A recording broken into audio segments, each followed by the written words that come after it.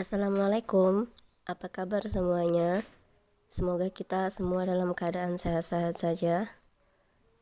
Oke, pada kesempatan kali ini kita akan mempelajari jenis-jenis soal listening yang sering muncul pada ujian-ujian atau tes-tes dalam bahasa Inggris. Di kesempatan ini saya akan menjelaskan soal-soal yang ada di UN SMA.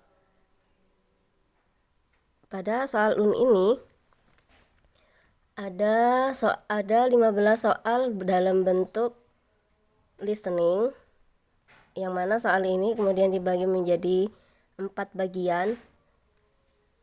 Pada umumnya bagian yang pertama, jenis soal bagian yang pertama ini pada umumnya kita akan didengarkan dialog. Setelah kita mendengarkan dialog, kita nanti akan diberikan soal yang juga melalui audionya.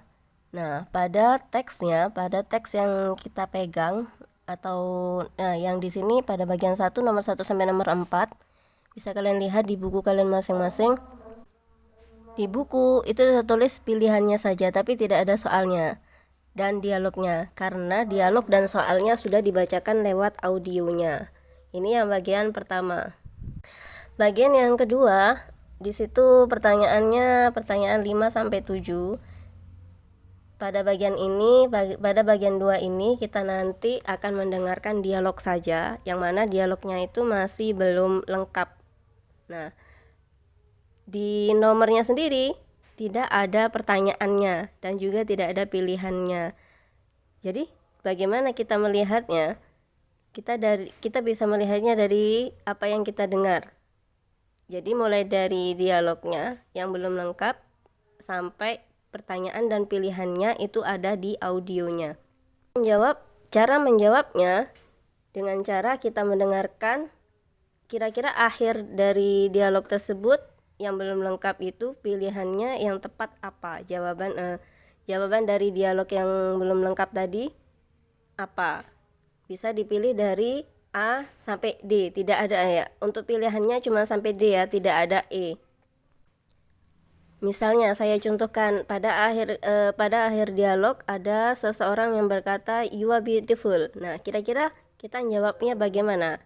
Nah, tentu jawabannya yang sesuai dengan pernyataan sebelumnya. Karena dibilang cantik, kita otomatis bilangnya terima kasih.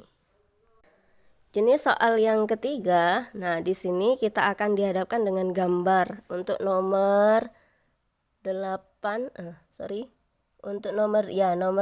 sampai nomor 11. Di situ ada gambar. Sedangkan di audionya nanti kita akan mendengarkan penjelasan berupa entah itu dialog ataupun monolog atau teks yang dibacakan. Tinggal kita menyesuaikan kira-kira pada dialog tersebut atau monolog tersebut menjelaskan gambar yang mana. Kalau menurut saya bagian ketiga inilah yang paling untuk soal jenis listening, soal yang paling gampang. Yang terakhir bagian keempat otomatis nomornya 12 sampai 15 ya, yang sisanya hampir sama seperti bagian pertama. Kalau yang bagian pertama berupa dialog, maka yang bagian keempat ini berupa monolog atau teks yang dibacakan.